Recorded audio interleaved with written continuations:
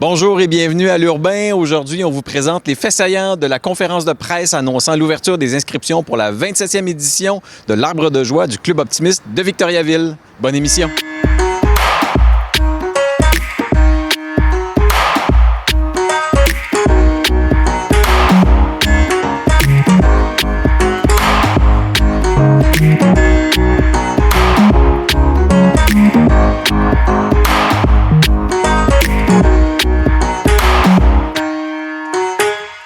On lance les inscriptions pour l'Arbre de joie.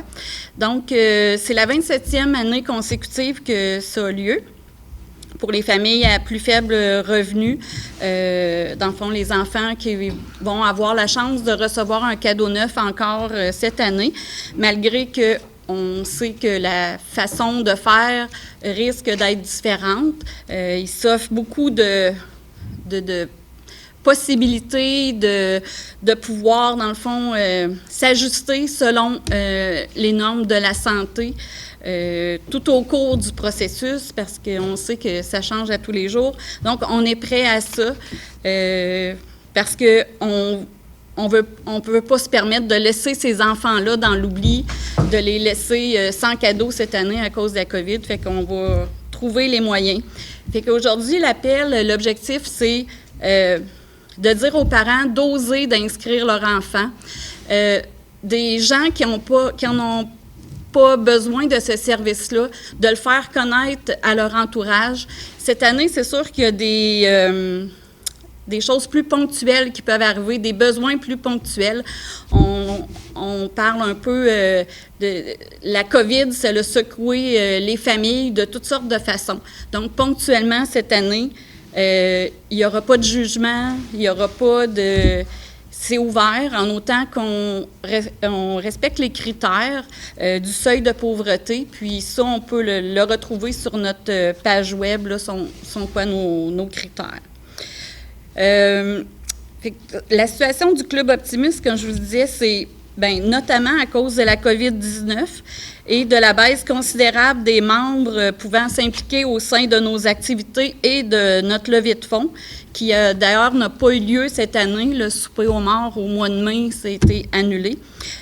On vient tout juste de quitter notre local. On avait un local dans la rue Saint-François où on était aménagé pour nos réunions, puis notre matériel, tout ça. Donc, on a quitté notre local en fin de semaine. Et ce local-là abritait aussi les cadets 27-28 de Victoriaville, l'armée, les cadets de terre. Donc, eux, on était chanceux. La Légion canadienne a décidé de les abriter. Donc, on demeure leur garant, mais ils vont pouvoir mettre les choses à la Légion. De l'autre côté, on a la Joujoutec Bois-Franc qui est aussi gérée par le Club optimiste entièrement, puis il y a des employés à temps partiel qui y travaillent aussi. Donc ça, on réussit quand même cette année à maintenir le service et nos gens sur le plancher. Fait que c'est quand même des bonnes nouvelles. Et puis aussi, comme un malheur arrive pas seul, qu'ils disent, notre site web cette année a été piraté parce qu'on n'avait pas les moyens d'investir non plus pour des plus récentes versions et tout ça.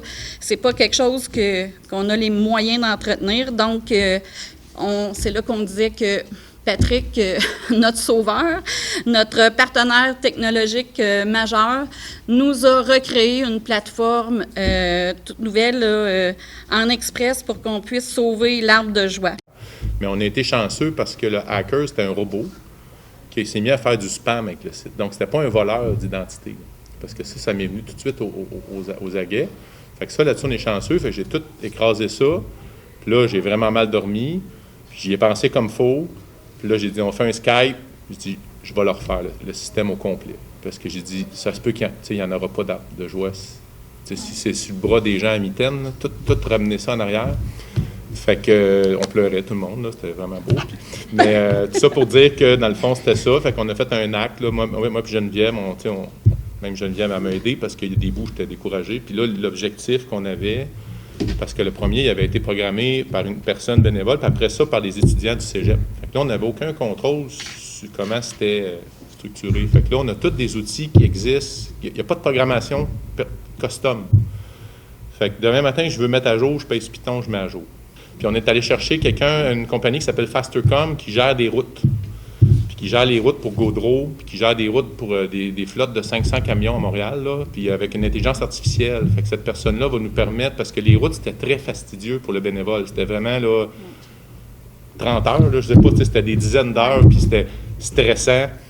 Puis là, on arrive, on a notre partenaire, on peut l'envoyer, puis il va nous faire nos routes. Puis le Père Noël, les livraisons vont toutes avoir dans le téléphone leur livraison avec le Google Maps.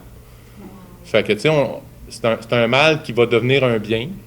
Mais cette année, vous allez peut-être devoir être un petit peu patiente parce que c'est sûr que c'est pas parfait. Tu sais, c'est comme une nouvelle plateforme, si on veut, avec des avantages et des inconvénients. Il y a des choses qu'on a perdues, mais il y a des choses qu'on a gagnées.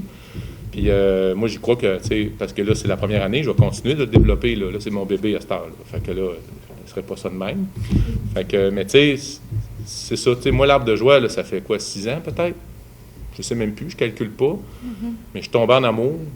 Tu sais, même quand on l'a fait, le premier, c'était tough. Là, ça a été tough. Puis après ça, je suis tombé en amour. Je suis allé faire le Père Noël. J'ai tripé. La deuxième année, je suis allé faire le Père Noël. Je rentrais dans les mêmes maisons. J'ai fait une crise d'anxiété. Quand je ne lui ai pas dit ça. On est dans l'émotion. Parce que je constatais, tu sais, tu dis, Kim, tu vois que ça ne s'améliore pas toujours pour les personnes. Puis c'est ça qu'on souhaite quand on fait ça que les gens. Fait que là, tu te dis, c'est encore plus important. Fait que, tu sais, c'est beau. C'est beau de se permettre ça. Tout ça pour dire qu'à partir du 5 octobre jusqu'au 25 novembre, nos merveilleux organismes qui sont tous réunis ici cet après-midi ont tous accepté, en fait, de revenir nous aider à la tâche. Donc, ça va commencer selon les critères établis. Donc, c'est important de spécifier, c'est pour Victoriaville et Saint-Christophe d'Arthabasca. On ne va pas plus loin que ça.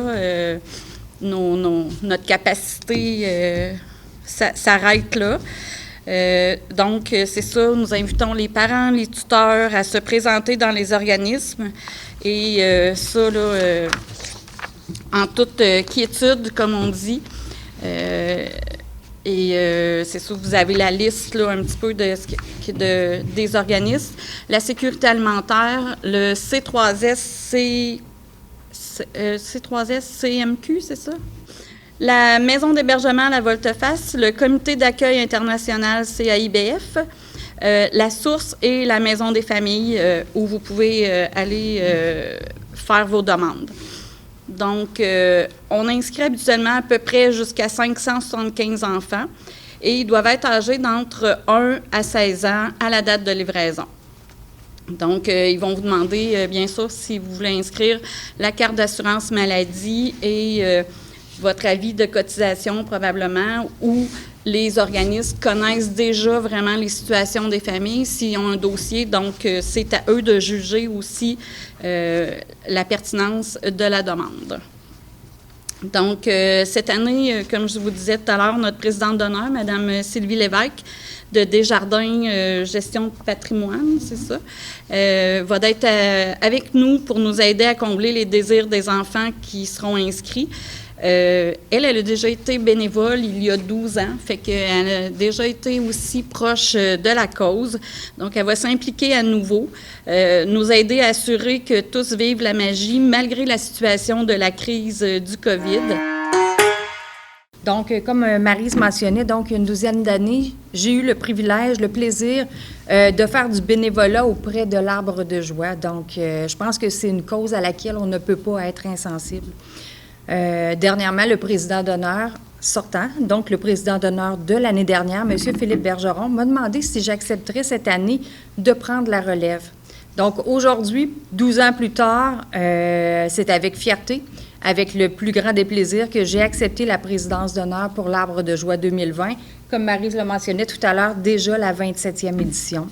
Donc, mon mandat est d'agir en tant qu'ambassadrice en sensibilisant la population pour les parrainages et nos entreprises d'ici avec le côté logistique. Donc, il y a plusieurs choses derrière tout ça à voir, qu'on passe du papier d'emballage au transport des cadeaux, les Pères Noël, les habits de Père Noël à faire nettoyer. Donc, il y a un paquet de choses dont on ne pense pas toujours, mais c'est quand même beaucoup de préparation. Donc, on va essayer de sensibiliser les gens à être très, très généreux encore cette année. Donc, on a du pain sur la planche, puisque, comme on a parlé tout à l'heure, il y a un nouveau défi cette année, c'est dû à la COVID. Donc, par conséquent, on va suivre les règles de la santé publique à chacune des étapes pour faire la réussite de cette campagne-là cette année. Donc, ce ne sera pas nécessairement facile, mais c'est possible, on va y parvenir, j'en doute pas. Noël dernier, bien, grâce à vous, environ 500 enfants croyant à la magie des fêtes ont reçu un cadeau. Donc, à compter du 3 décembre cette année, vous pourrez donner généreusement, soit à l'équipe du Club Optimiste ou directement auprès des bénévoles de l'Arbre de Joie. Vous pourrez aussi choisir de parrainer un ou plusieurs enfants à qui sera dédié un cadeau selon son désir. Donc, la date de distribution est prévue le 16 décembre. La façon que se fera la distribution, ça reste à voir, selon où on en sera. Donc, comme je disais, on a plusieurs plans possibles. Et puis, le fait que ça va être avec, justement, les routes faites par le partenaire, ça va permettre aussi une certaine flexibilité. Exemple, de donner un rendez-vous à l'extérieur pour pouvoir profiter du Père Noël au lieu que ça soit à l'intérieur. On a plein d'idées. On verra laquelle sera applicable. Dans le fond, on est suivi là, par la santé publique pour notre activité. Donc, ça reste à voir tout ça. Mais c'est le 16 que, en principe, seraient distribués les cadeaux. Dernier mercredi avant Noël, selon notre habitude, mais le 23, c'était un peu trop proche. Merci d'avoir été là. Pour plus d'informations, rendez-vous sur le site web optivicto.com ou sur la page Facebook du Club Optimiste de Victoriaville. Au revoir et à bientôt.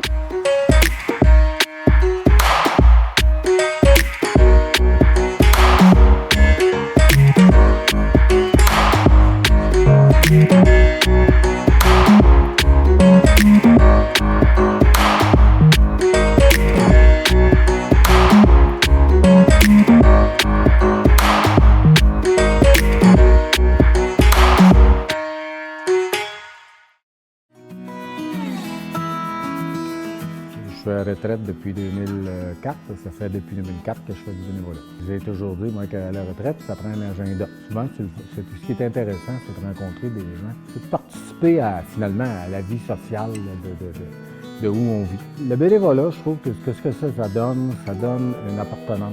Je veux dire, il faut s'aider entre nous. Je pense que c'est un peu ça. Alors, mon nom est Régent Claude Vallée, je suis bénévole.